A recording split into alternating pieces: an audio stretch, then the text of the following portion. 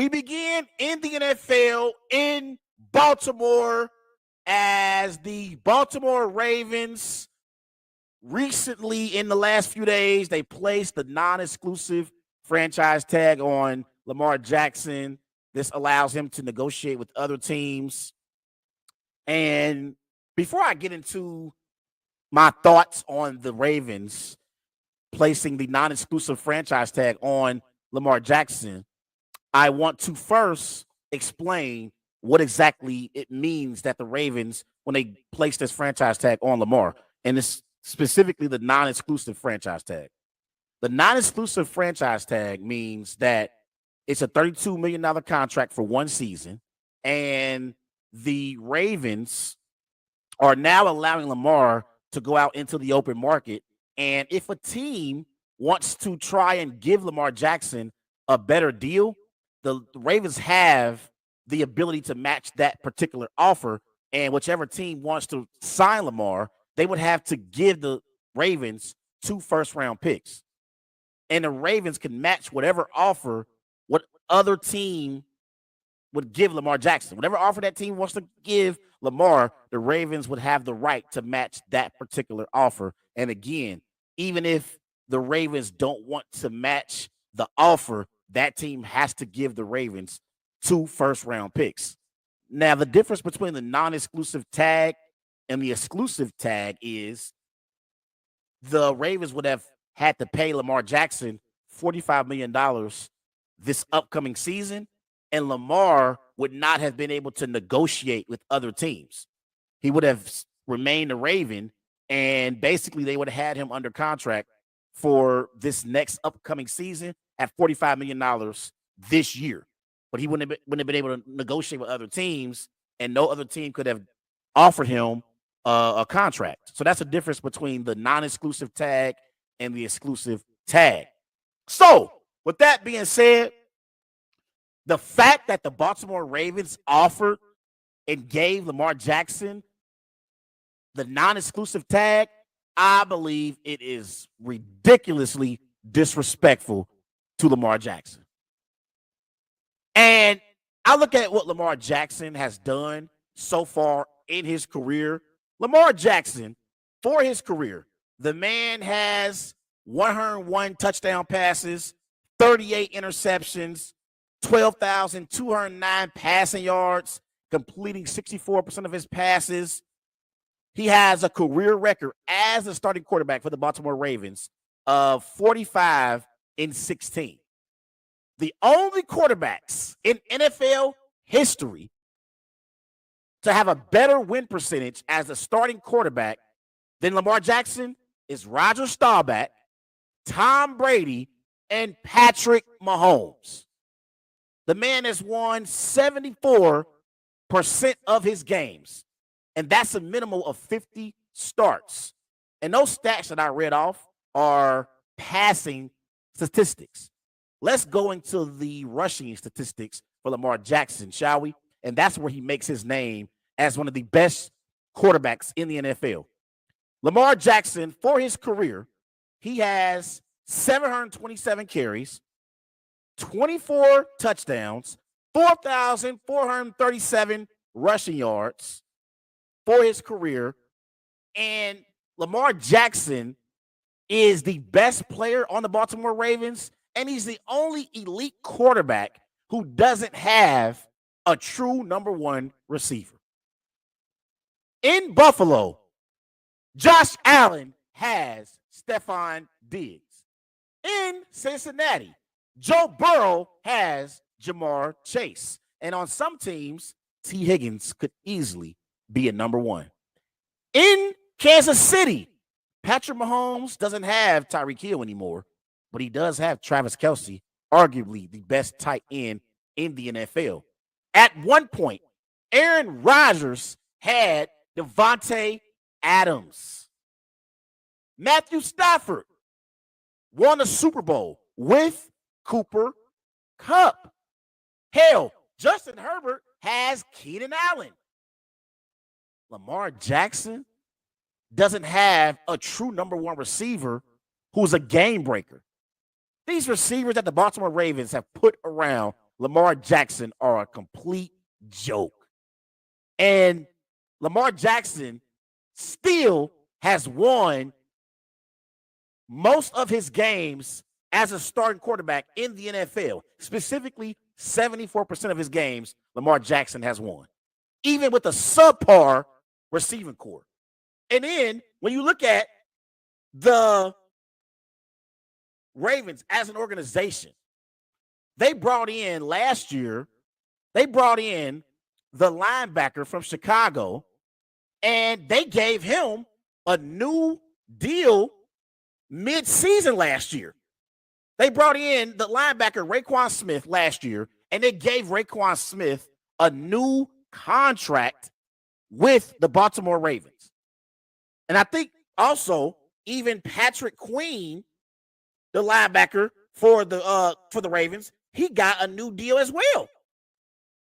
He got a new deal. Actually, I'm sorry, it wasn't Raekwon Smith. They traded for Raekwon Smith last year. They brought in Patrick Queen and gave him a new 4-year deal with the Ravens. But yet here Lamar Jackson is, as your starting quarterback. His career record is 45-16. And for his career, the man has over 100 touchdown passes.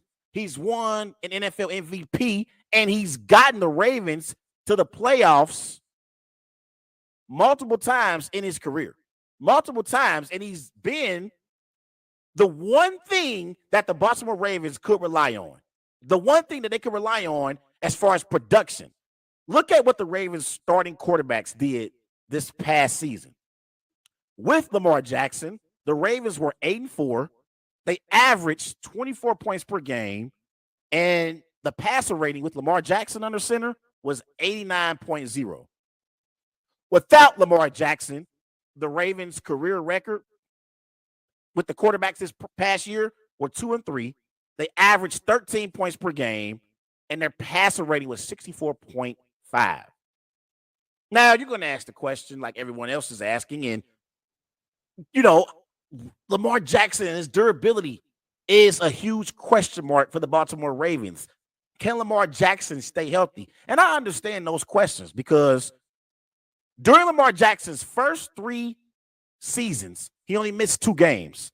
The last 2 seasons, he's missed 10 games. So I understand the Ravens being hesitant to give Lamar Jackson a guaranteed $230 or more million contract. I understand the hesitancy from the Ravens. I get it.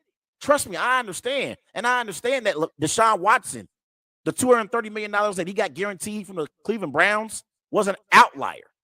I understand that. But I look at some of these other contracts from notable quarterbacks in the NFL and the guaranteed money that they're getting, and they haven't even accomplished anywhere close to the success that Lamar Jackson has accomplished. Matthew Stafford, $130 million guaranteed. Russell Wilson, $165 million guaranteed. Kyler Murray, $189.5 million guaranteed. And Deshaun got $230 million guaranteed from the Browns. And none of these quarterbacks I've just named have accomplished what Lamar Jackson has accomplished. And I thought it was funny how once the Ravens placed the non-exclusive tag on Lamar Jackson, all of a sudden we hear from teams like the Commanders, the Falcons, the Dolphins, the Raiders. None of these teams are interested in Lamar Jackson. And I thought that was kind of funny because when I think about the Washington Commanders, who is the starting quarterback for the Commanders this year? Sam Howell? Give me a break. Stop it. Lamar Jackson would be a star with the Washington Commanders. Let's go to the Miami Dolphins. Tua Tagovailoa, I love Tua. But Tua has a concussion issue, and we don't know if Tua is going to be able to stay healthy and not be concussed for future seasons to come. Why wouldn't the Dolphins be interested in Lamar Jackson's services? Because I believe that Lamar Jackson will be more dependable than even Tua over the next 3 or 4 years. God bless Tua. I hope Tua can have a long career in the NFL and can overcome his concussion issue. But that's definitely a question for the Miami Dolphins and Tua for the next few years. What about the Atlanta Falcons? Who in Atlanta is a franchise quarterback that they're building around? I like their quarterback that they had this previous year, the quarterback that went to UC. I like him a lot. The rookie that played last year with the Falcons, and I think he got tremendous upside. That's Desmond Ridder. I like Desmond Ridder a lot, but Desmond Ridder hasn't proven anything to be a franchise quarterback who you can build around. And I believe Atlanta would be the perfect destination for Lamar Jackson.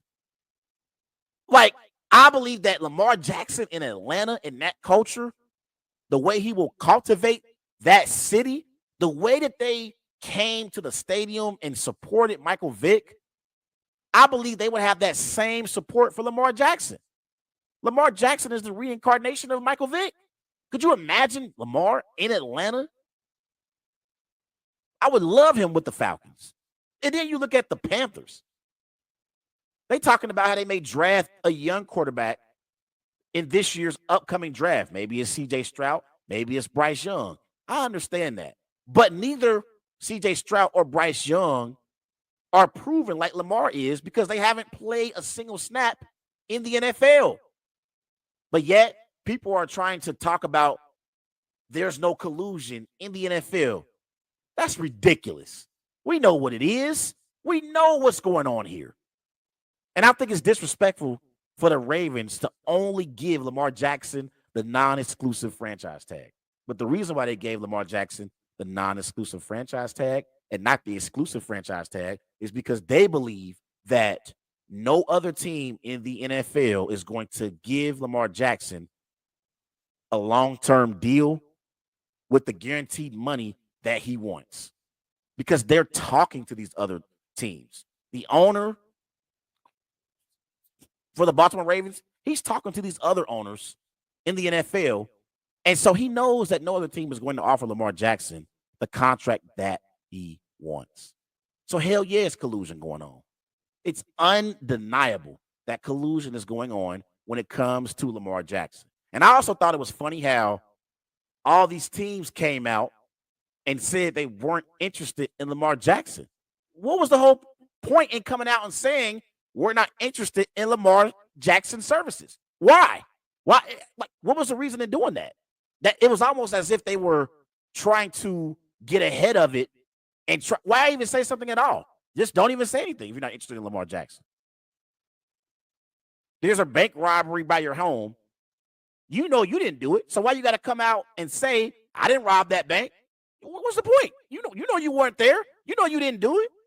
I thought that was odd as well. But again, like, do I believe that the Ravens should give Lamar a contract that's $230 million guaranteed? No. But I do believe Lamar Jackson deserves at least $200 million guaranteed.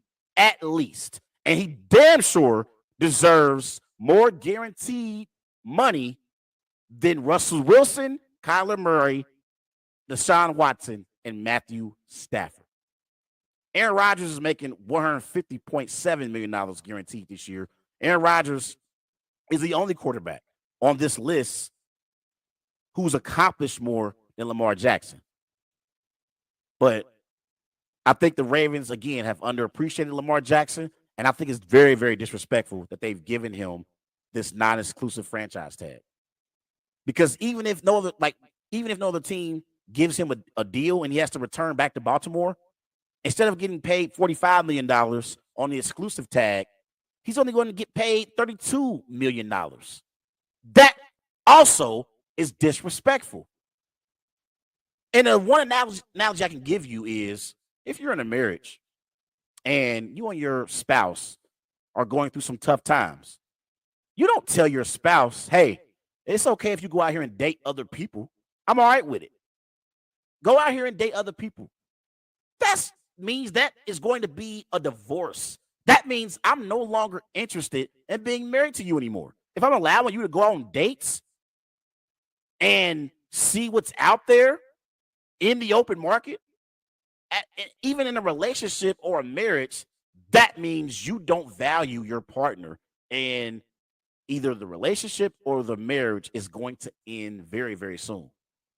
Ain't no way in hell I'm allowing my wife to go out here and go on dates, even if we're going through a tough time in our marriage. It ain't happening.